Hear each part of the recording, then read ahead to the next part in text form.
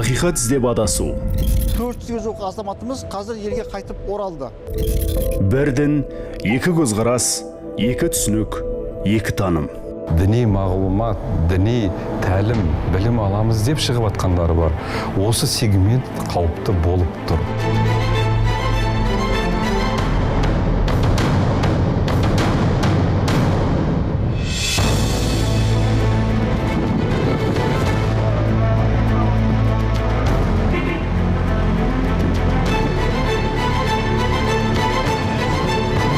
Поехал в Малайзию учиться, с родителями посоветовался, они согласны были. Теологиялық білім алу үшін Малайзияны таңдадым.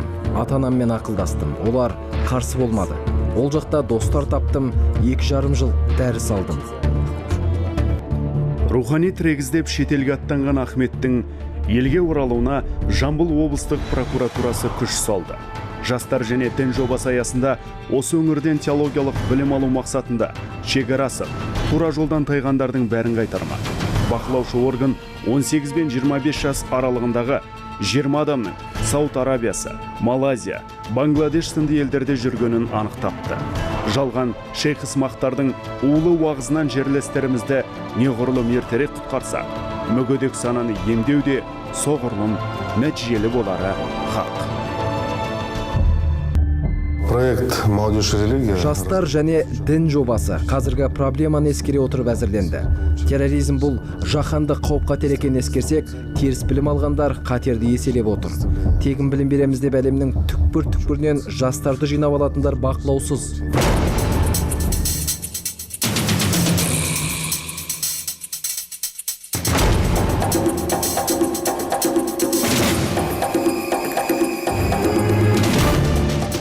Прокурор сөзін оңтүстік Қазақстан облысындағы жағдай растай түскендей. Жақында бұнда орта ғасырды көксейтін таблиғи жамағат ағымының 7 мүшесі сотталды. Заңғырына іліккендер діни ілімді Үндістан мен Пәкістанда алыпты. Сот процесінде бұлардың Бангладеште де 4 ай көлемінде білімдерін шындағаны белгілі болды. Қырғызстандағы жамағат мүшелерімен байланыс орнатып, тәжірибе жинақтаған.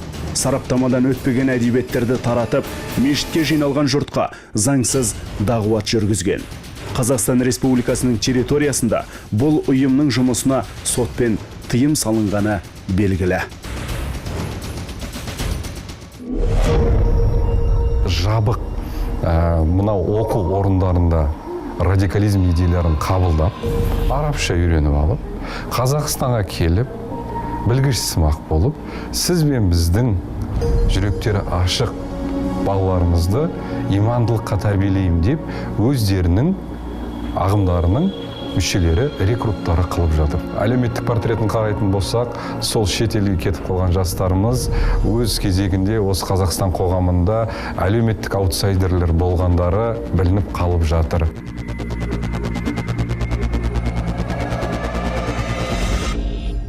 Шетелдердегі күмәнді діни оқу орнында оқып жүрген азаматтарымызды елге қайтару бойынша белсенді жұмыстар жүргізіп жатыр. Біз осы жұмыстарды құқық қорғау органдарымен, біздің осы шетелдердегі дипломатиялық арналар арқылы, және де осы ең бастысы осы азаматтарымыздың ата-аналарымен түсіндіру жұмыстары арқылы жүзеге асырып жатырмыз. Бүгін күні біздің еліміздің аумағына осы жұмыстардың нәтижесінде 400-ге жуық азаматымыз қазір елге қайтып оралды.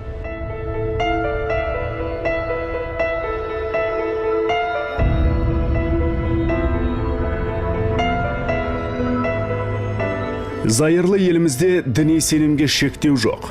Бірақ бұл адасуға адасып қана қоймай, өзгені де тура жолдан тайдыруға рұқсат дегенді білдірмейді. Көп жағдайда шейх ысмақтар діннің тек сыртқы пішінін ғана уағыздап, мәні мен мазмұнын дұрыс талдамайды. Нәтижесінде жастар фанатизмге ұрынуда. Басты себеп білімсіздік. Тарих пен дәстүрден дені хабарсыз. Сондықтан ата дәстүрге қайшы дүниені сүзгіден өткізбестен жұтады. Атана бауырларынан безінеді. Посткеңестік елдердегі діни сауаттың деңгейін жақсы білетін радикалды топтар ұрымтал тұсты ұтымды пайдаланып жатыр. Ал бұл жер тұтастығы, ел бірлігі, рухани қауіпсіздігімізге үлкен қауіп. Сыртта бізде 360 студент оқып жатыр шетелде, осы әртүрлі діни оқу орындарында. Оның бір бөлігі біздің Қазақстан мұсылмандар діни басқармасының тапсырмасымен оқып жатқандар, ол әсіресе осы Аль-Асқар, осындай беделді университеттер бар. Және үлкен бөлігі осы беделі жоқ, белгісіз осындай әртүрлі діни ағымдардың оқу орындарында оқып жатқанын біз көріп жатырмыз. Ол үлкен проблема. Баласының шетелде теологиялық білім алғанын құптайтын атана көп жағдайда жат ағымның ықпалын ескермей, жауапкершілікті сырттағы ұстаз сымақтарға сыра салады. Қайда, кімнен, не оқып жатқанын тексермей, тегін деген сөзге алданады. Ал адамды террорлық әрекетке тарту арналарының бірі діни оқу орындары екені белгілі. Себебі көпшілігі сол елдердің аумағында да заңсыз болып саналады. Түрлі күштердің қаражатына қызмет ететін марказдардың мемлекет бақылауынан тыс екені әлдеқашан дәлелденген. Тіл, бизнес жүргізу негіздерін үйрету курстарының артында деструктивті ұйымдар тұр. Мен өз басым алғаш осы 1990 жылы Қазақстан мұсылмандар діни басқармасы құрылғанда осы Қазақстан көлемінде 2 ғана медресе болды. Осы медресеге Монғолиядан 4 шәкірт келдік. Осы медреседе білім алып, 2 жыл білімімізді шыңдап, елімізге оралдық. Бұл білім біз үшін өте маңызды болды. Ал одан кейін біз Сауд Арабиясына мысалы кеттік, шетелде білім бар, немесе тегін, немесе стипендиялы деген сияқты мен өзім де солай кеттім. Бірақ айланып келгенде өзіміздің ата дәстүрлі дініміз бар, осы Қазақстаннан алған сол білімім мені қазіргі деңгейде алып жүр деп айта аламын. Сыртқа шығып оқудың қажеті жоқ, өйткені Нұр-Мүбарак университетінің білімі өте терең. Фиқ мәселесінде болсын, ақида мәселесінде болсын, басқа мәселелерде де біз оның методикасын тереңдеттік. Яғни Нұр-Мүбарак университетте методикасы өте терең қазір. Өте терең, өте жаңағы маңызды деген кітаптар бүгінгі таңда оқып жатыр.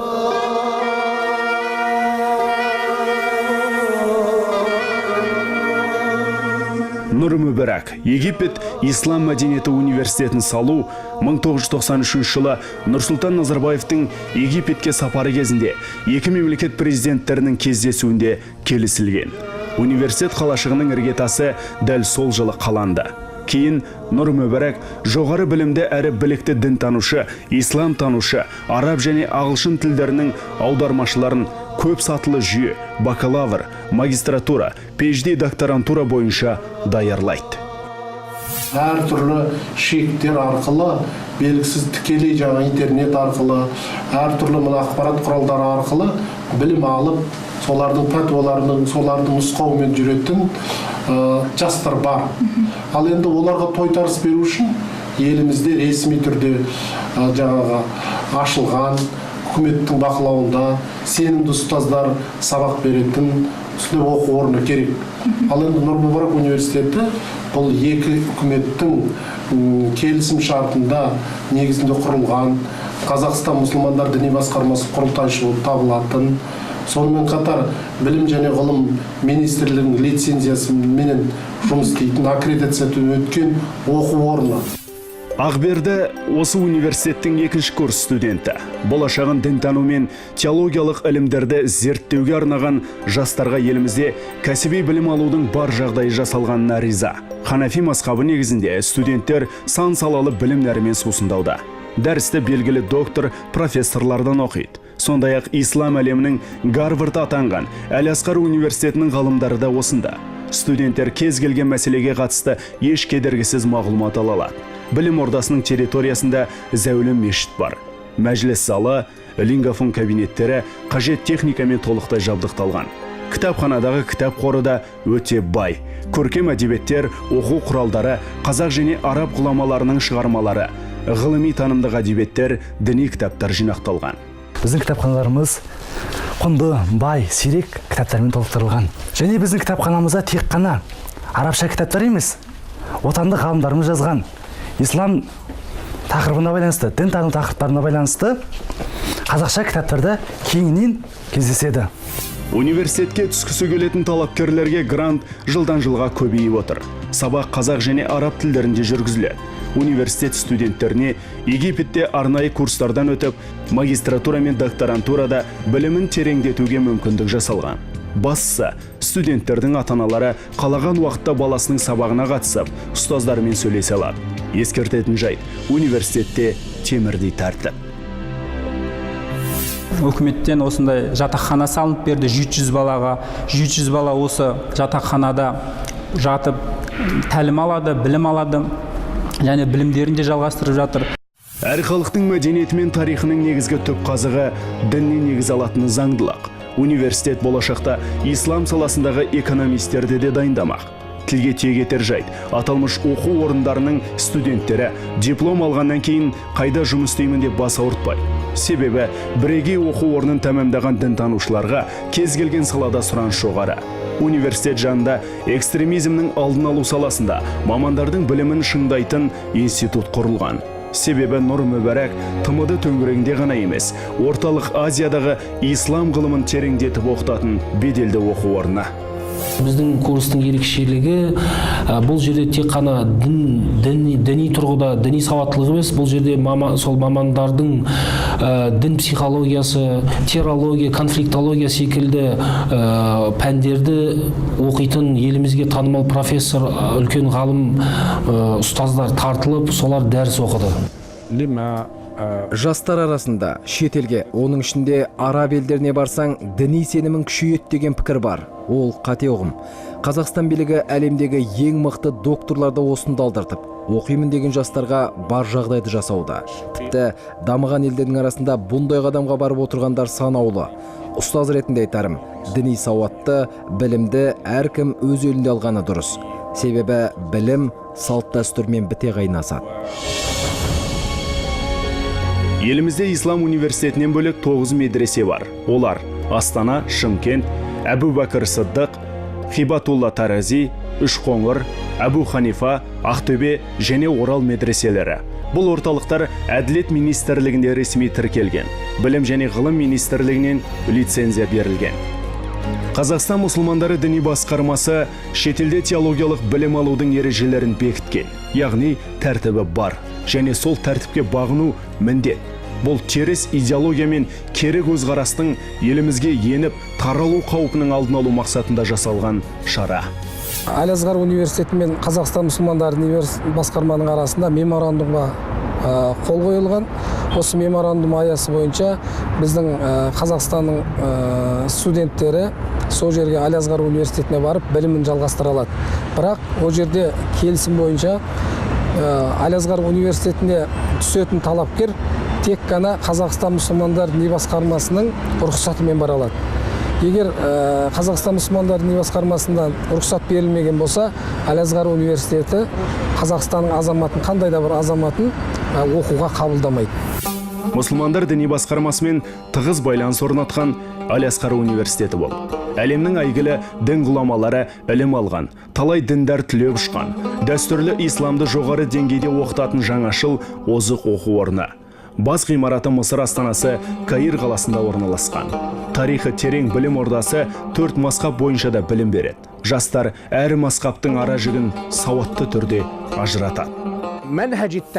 Әл-Азғарда әлемнің 117 мемлекетінен келген 40 мыңнан астам студент бар. Олар бакалавр, магистратура және докторантурада білімдерін тереңдетіп, ғылыми атағын ала алады. Биыл 1300-ден астам студент бакалавр дәрежесіне қол жеткізгелі отыр. Бұл Әл-Азғар үшін жаңалық емес. Білім адамның мінезін көркем ететін нығмет. Мысырда 10 ғасырдан астам тарихы бар университетте оқып жатқан қазақ жастарының ұстанымы бұл. Ресми түрде білім алып жатқандардың саны 200. Мұнда Қазақстан діни басқармасының рұқсатын алған студенттер ғана оқи алады. Мысырда 14 жылдан аса уақыт алдымен білім алып, қазір ғылыми жұмыс жазып жатқан Мәлік Төлебай осындағы қазақ жастарының жанашыры. Аптасына 2-3 рет келіп, жатақтағы жағдайды тексеріп тұрады. Студенттердің жаңа бағдарламаны игерулеріне көмектеседі. Бастысы теріс ағымның ағызып кетуінен қорғайды. Қазақ жастарына осындай мүмкіндік жасап беріп отырған елімізге көптен көп рахмет айтамыз. Бұндай мүмкіндік көп елдерде бола бермейді.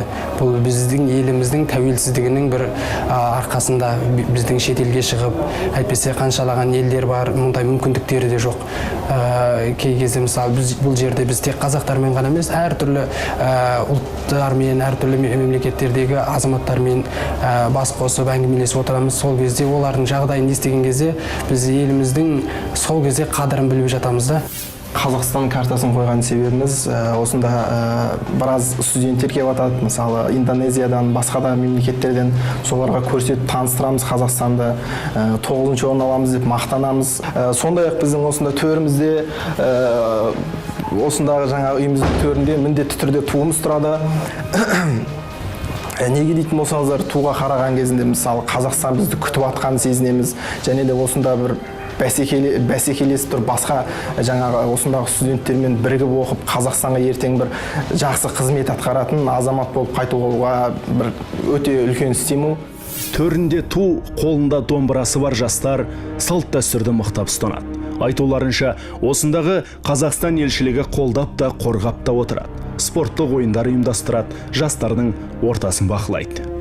Қазақстан жастарының Мысыр мемлекетіне келіп, ислам әлемінің Гарвард атанған Аляска университетінде білім алу мақсаттары Қазақстандағы басқа ағымға кетіп бара жатқан жастарымызды арашалап қалу, немесе Қазақстанға өзіміздің мазһабқа сай қазіргі қоғаммен санаса отырып дінді жаю, дінді түсіндіру. Бізде қазақстандық магистранттар оқиды. Бауырлас қазақ елімен бізді байланыстыратын дүние көп. Мысалы, Нұр Мүбарак университетін бітіріп келген студенттердің білімі өте жоғары. Жүрегі таза, көзінен білімге деген құштарлықты, қоршаған ортаға мейірімді сезесіз. Бүгінде әлем шешімін таба алмай жүрген адам құқықтарының барлығы Құранда жазылған. Қазақ жастары діннің шынайы жаршысы болып, ондағы маржандарды жарыққа шығаруға көп үлес қосатындығына сенімдіміз. Елімізде діни білім аламын дегендерге бар жағдай жасалған. Республикамыздағы 2552 мешіттің 785-інің жанында діни сауат ашу курстары жұмыс істеп тұр. Бекітілген бағдарлама бойынша бастапқы деңгейде білім беріледі. Құран сүрелерін жаттатып, талқылайды. Бір іздендіре білдік. Ол деген сөз мысалға, осы сенімге қатысты мәселелерді біз иман шарт деп атадық. Сосын бар мынау ғибадат, құлшылықтарды үйрететін пәнді біз ғылым қал деп атадық. Мысалы солай деп пәндерге қайтып сатылап оқыту деңгейін енгіздікті. Сол 3 сатыға бөліп, сол 3 сатыда өткеннен кейін ол сауат ашу курсына айналмайды. Ары қарай оқиын дейтін болса, ол Құран курсына түседі. Діни сауатын ашқандар білімдерін медреселерде тереңдете алады. Діни және рухани білім беру мекемелері дербес ұйым саналмайды. Сондықтан білім және ғылым министрлігінің лицензиясын алады. Білім беру бағдарламасы мемлекеттік стандарттарға сәйкестендірілген. Ислам танушыларға мемлекеттік үлгідегі диплом беріледі. Сол медреселерді бітіріп, орта білім алғандардың саны 989 адамға жетіпті. Қазір республикамыздағы 9 медресенің 5-еуі колледж деңгейіне көтерілді. Біреуін Қазақстан мұсылмандар академиясы жасағалы тұрмыз. Ол жерде не істейді?